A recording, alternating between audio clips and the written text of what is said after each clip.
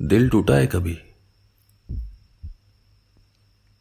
Rock star एक फनकार के बनने और उसे फनकार बनाने के पीछे की जो दास्तां है उसकी कहानी है।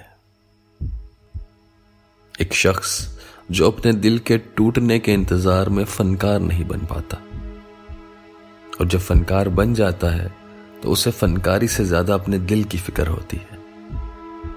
एक ऐसा गुलकार जिसका गिटार दर्द उगलता है, जिसकी आवाज उसकी बेबसी, खुशी, नाराजगी और बगावत बयान करती है, जिसका रवैया उसे दुनिया से दूर ले जाता है, जिसका हर बोल उसकी कहानी सुनाता है। फनकार जो चीख चीख कर अपना दुख सुनाता है और दुनिया उस पर उछलती कूदती है, तालियां बजाती है और कंधों पर उठाती है। जेजे उर्फ जॉर्डन ने घर के धक्के खाए, दरबारों का लंगर खाया, दोस्तों के ताने सुने और फिर प्यार भी खूब कमाया, और फिर दिल के हाथों मारा गया।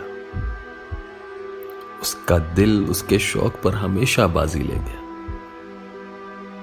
वो दुनिया के लिए नहीं बना था, वो अपने दिल के लिए बना था।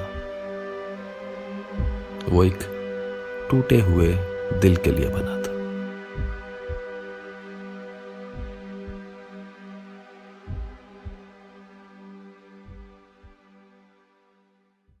दिल टूटा है कभी?